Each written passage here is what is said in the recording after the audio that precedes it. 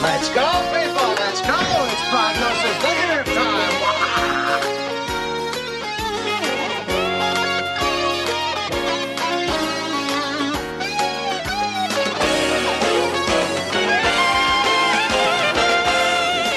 Hi, this is Eric. This is Carl.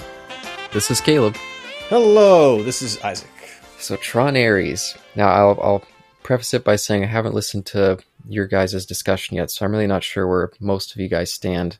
Maybe Eric, I'm pretty sure I know where he stands, even without hearing it. Hated it. Because I remember it was in one of I think the first one you said, oh, whatever Tron Ares is, I know I'm going to like it. So I figure you're already coming in with your both thumbs up. Oh, that was not my thought going into the movie at all. Oh, I was surprised when you said it in one of those episodes. But I was coming in with a little bit of arms crossed just because those trailers, I really didn't think it looked appealing. And I was having a little bit of thinking of that Sonic movie from, was it 2020? Or like the Masters of the Universe, like, oh, we have this really cool world, but it seems like we're going to spend most of the time modern day Earth. I think that's just, kind of less interesting. And visually speaking, I will say this movie was definitely less interesting than especially Tron Legacy. So that was kind of a downgrade. But I guess since you guys already did your discussion, I won't ask you guys too many questions. Maybe you can jump in if you have any comments. But I will say I was looking forward to the Nine Inch Nails soundtrack for this thing, and it lived up to maybe not. Maybe I don't have quite as strong a connection to it as I did with the Tron Legacy Daft Punk soundtrack. But I'm sure over time I'll definitely grow to love this thing just as much because I've already listened to the soundtrack 3 times through. I absolutely loved it in the movie. That was easily the best part. And really, if that movie did not have that soundtrack, it would be a far, far lesser film, I think. It did some heavy lifting in this movie, no doubt. Yes.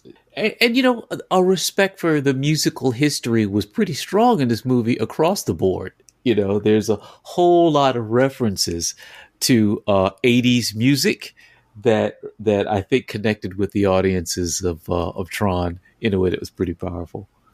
Yeah, and I'll say I was disappointed to see that this movie was consistent with Tron, where so many cool ideas, kind of a weak plot, weak characters, and just overall kind of like, oh yeah, another interesting Tron movie that doesn't really live up to the potential that it had. That's how I walked out feeling with Tron Ares. I'm curious what you guys came away. I'm sure, Eric, I'm sure you loved it, but I don't know. I'll just say quickly, the summation of what I said in our previous discussion, I don't know how or why, but each Tron movie, like I am hypnotized by the franchise. Each movie appeals to me in different ways. And despite shortcomings in any of the films, I just like them for what they are, even though they have very separate tastes and objectives and everything else. And even with just the scores, they're entirely different in the 3 movies for the most part, other than sounding electronic. But I feel that each score matches its particular movie just fine. And it's weird to me that stylistically across all 3, yes, of course there's connective tissue, but it definitely feels like different creators every time for the most part. Yet somehow that works for me. Again, my brain is probably overcompensating and thinking like, oh, it's because the first movie is like a Atari OS and the second one is like a PS3 and this one is like, I don't know, something else. And so, yeah, I'm just a huge apologist. I don't know how else to think about this movie, including Ares.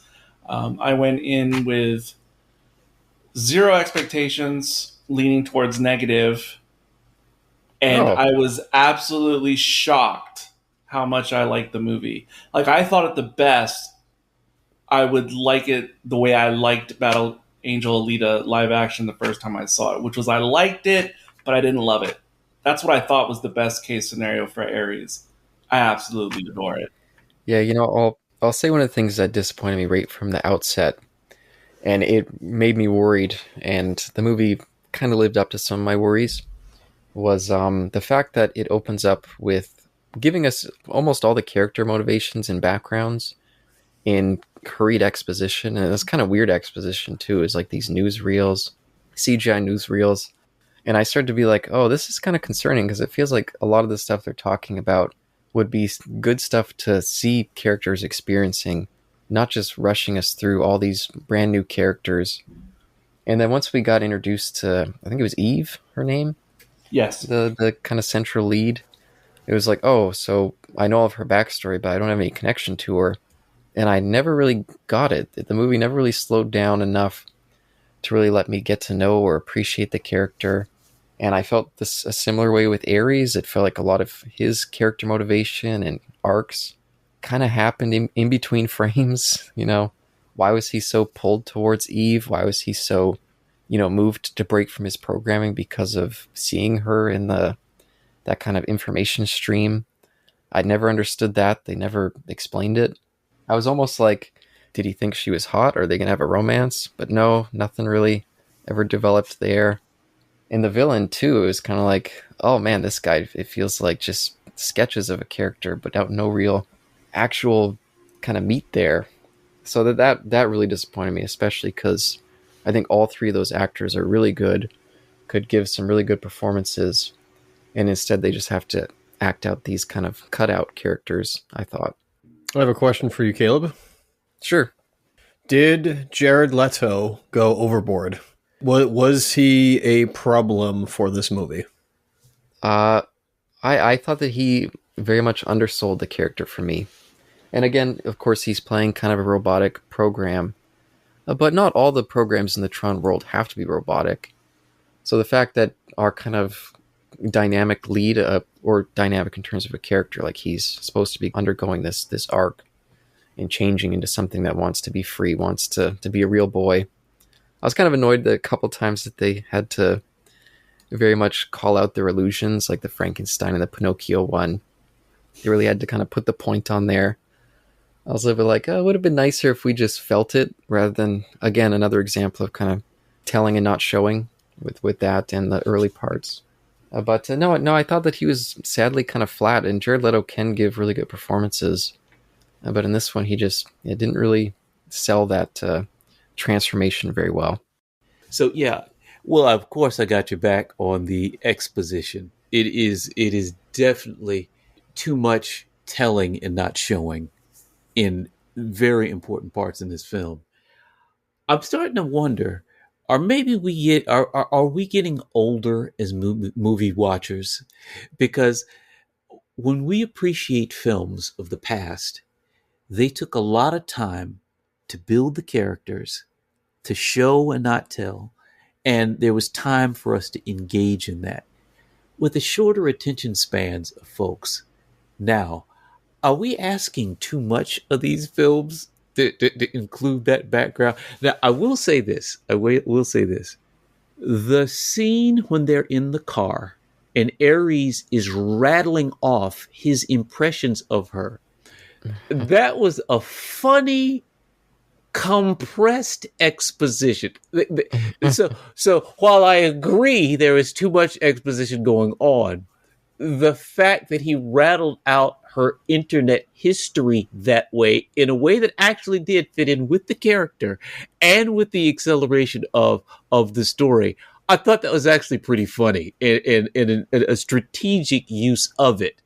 But the problem is if they had just left it at that, it would have been an interesting demonstration of who Ares was. The problem is every other character also had that same level of exposition later on. So getting back to the first question, are we just asking too much in terms of the pacing of movies now, that they should take more time to show and not tell so much? Is that us? What do you think? I'll mention this as a comparison, and this actually isn't a fair comparison. But 2 days before I went to go see Tron Ares, I saw this movie called Die My Love, starring Jennifer Lawrence and Robert Pattinson and Sissy Spacek. And really it's just focused on the Jennifer Lawrence character, who is having some really severe struggles. We don't know what's the cause of it throughout most of the movie. up until near the end. And it's yeah, they really take the time and force you to contend with, okay, what do you think is happening with this character? Why do you think that she is the way that she is? And they don't give us the exposition. They give us that time to marinate and kind of live in her head for a while. And so they're still making those movies. It's just, yeah, not Tron Ares. And that movie, by the way, really, really strong recommend. Both Robert Pattinson and Jennifer Lawrence, powerhouse performances. And it makes you sad to think that they're wasted in franchises like the X-Men or Twilight, when they're such talented actors and just didn't get a chance to shine in those bigger spotlights. So I don't know the movie that you're referring to, but I will check it out. But my question is, what is the genre of the film? You know, what is it? Is it action or is it like a comedy? You could maybe call it a black comedy. Yeah. A comedy?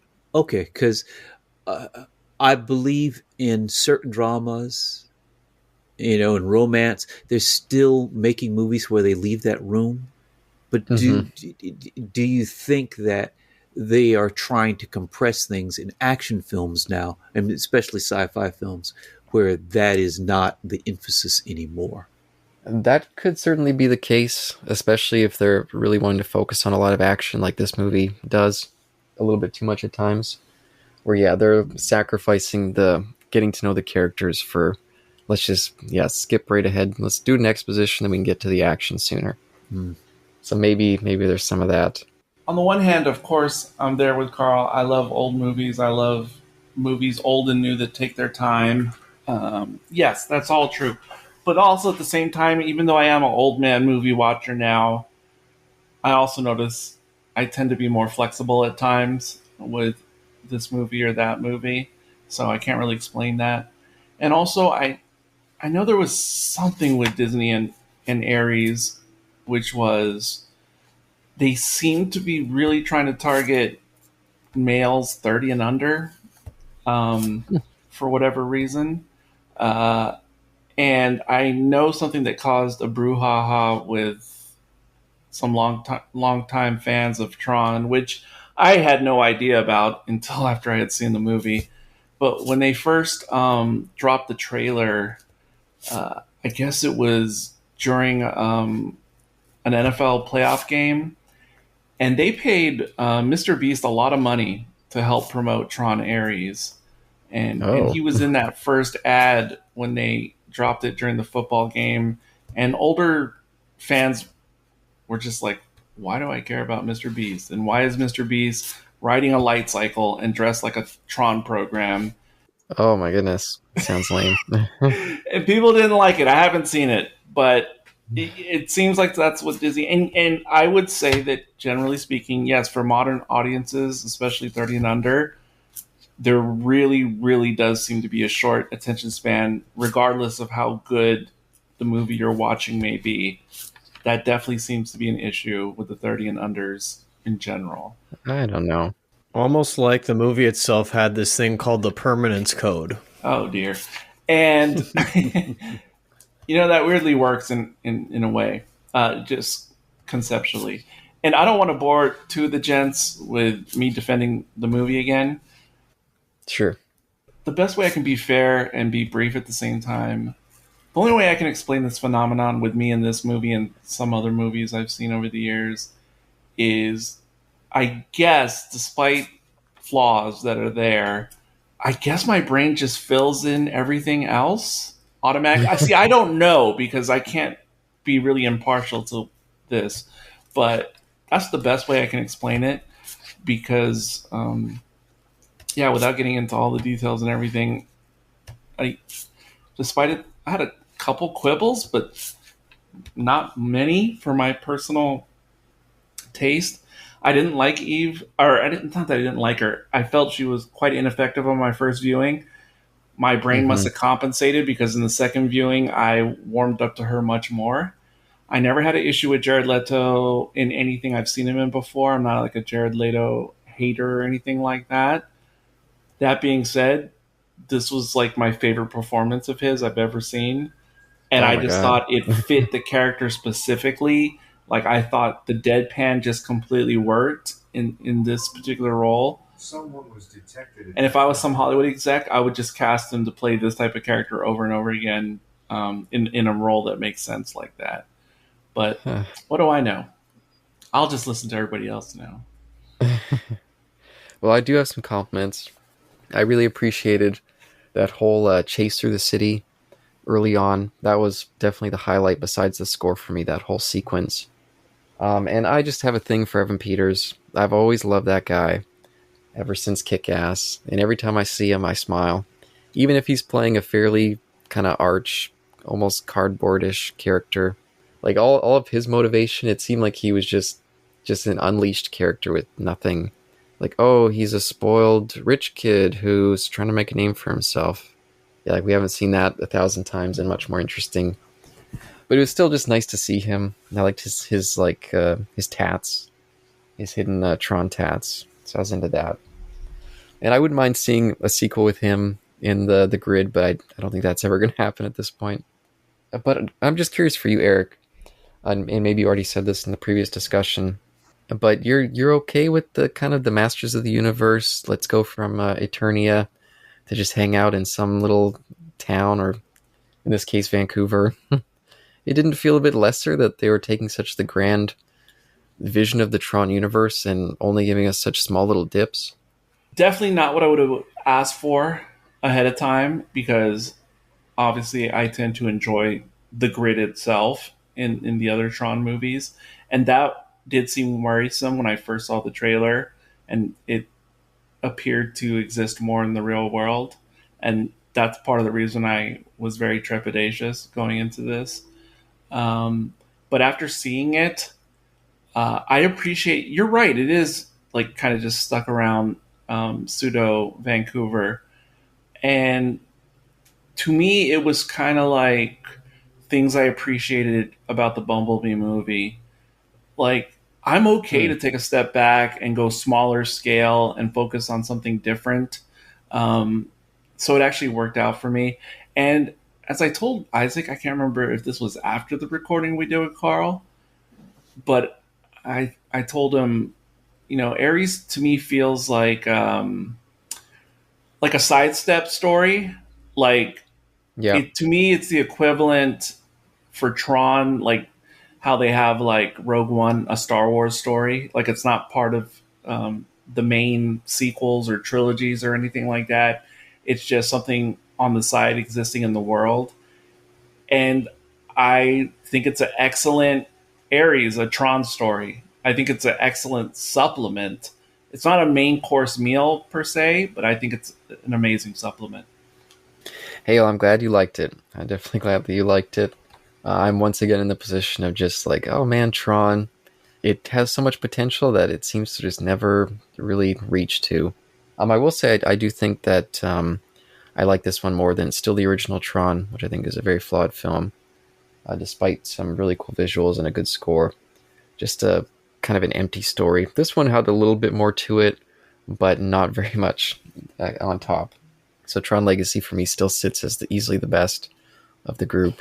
But the score on this one, I could watch this movie anytime just for that score. It is incredible.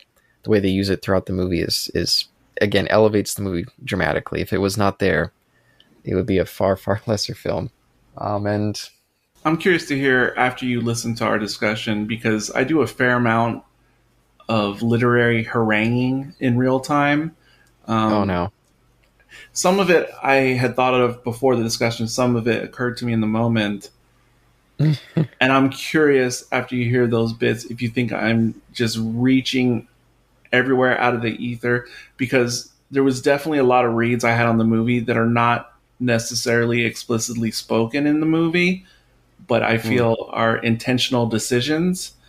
And so, yeah, I'm curious one day to hear your reactions to those things.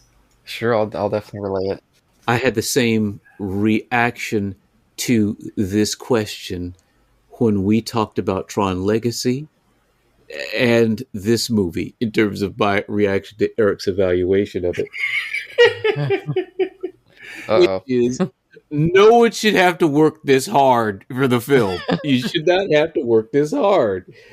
I I, of course, agree with him in a lot of things in terms of he's filling in the blanks for what the movie leaves out. He did it here, and he did the same thing with Tron Legacy. And I did too. When you watch these movies, you can stand back and know what it is that they're trying to do.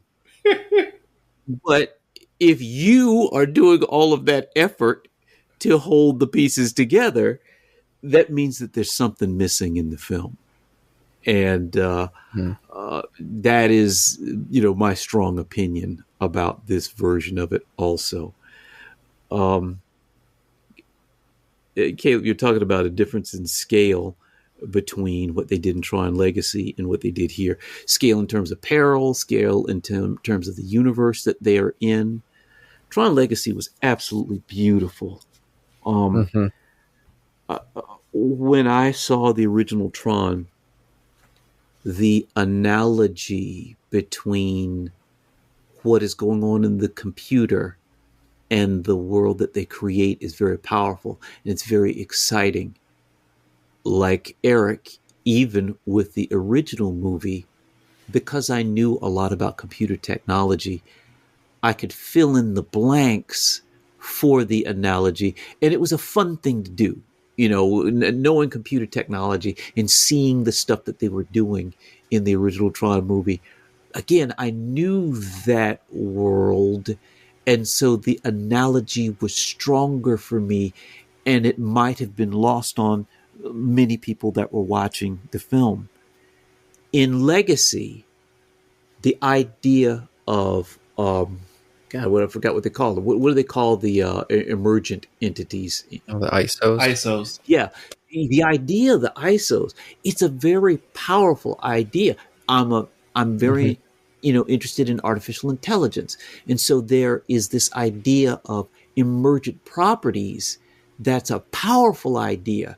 And so when you're watching Legacy and they bring up the idea of the ISOs, again, because I know AI and because I'm a fan of this, I can fill in the blanks and I can bring in what it is that they're trying to do. But if you're just watching the movie and you're the average viewer, there's a gap there that you may not see what the importance of it is.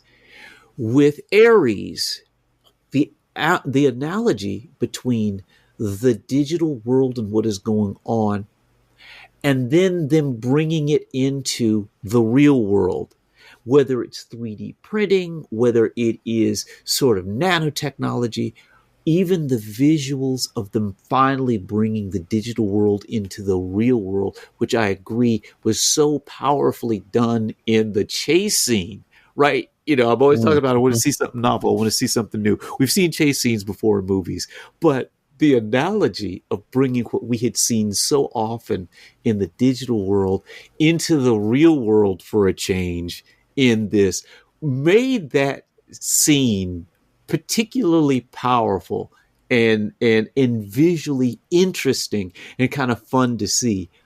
I agree that was my favorite part of Ares. But like you said, the scale of it was so small relative to what we had scaled up to from original Tron to Tron Legacy visually, and then the impact of what was going on, it felt smaller. And if you're going to do it, then accentuate the humanity or give me something that compensates for the fact that I have lost all of that digital world space that we've had in the first two. If you're going to go human for this third movie, then I expected more depth from Ares, a stronger connection between Eve and Ares, something about it being more dangerous in the real world. If that's where we're going to be, you got to accentuate it in a way that makes up for what we've lost by leaving those two other worlds, those worlds that we've seen before. I'm not sure Ares did that.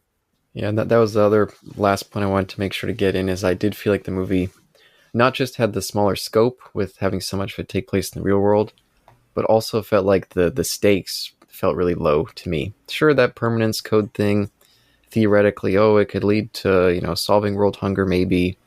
Some of that stuff I feel like they could have amplified more. But even just Tron's I Want to Be a Real Boy arc, I didn't feel like had that much stakes because I didn't really care that much about Ares.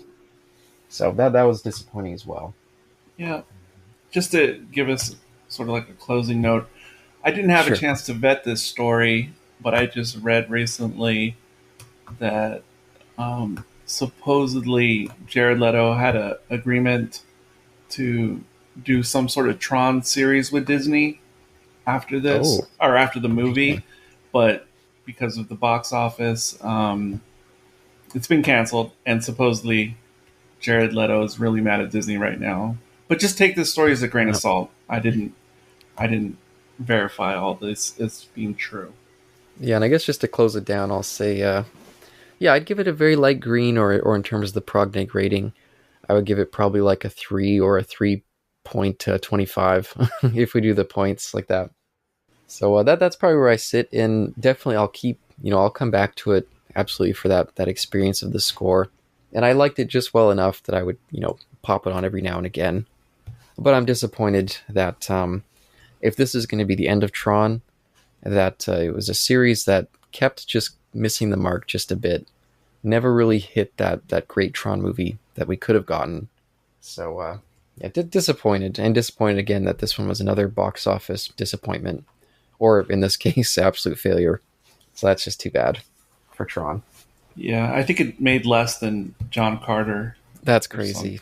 Oh my gosh, that's crazy. Well, that's not a metric we want to go back to. I certainly don't. Caleb, did you ever see Tron Uprising, the animated series? Yeah, because they've been covering it, and I tend to watch everything that I edit. I've gone back and I've watched that. I've still got 2 more episodes to go before it's done. But definitely that's the best Tron thing that I've seen, Uprising. That's what I was about to say. They had the best mix of development, visuals, characters. I loved Tron Uprising, and it, like you said, it is the only time that I feel they got Tron right, and of course they canceled it. Yeah, and finishes at a conclusion, I guess. That's just sad.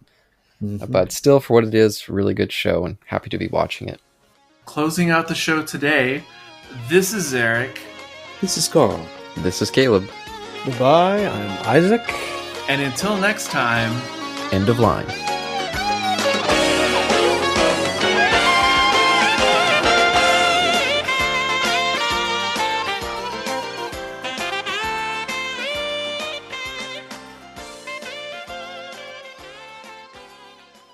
Prognosis negative.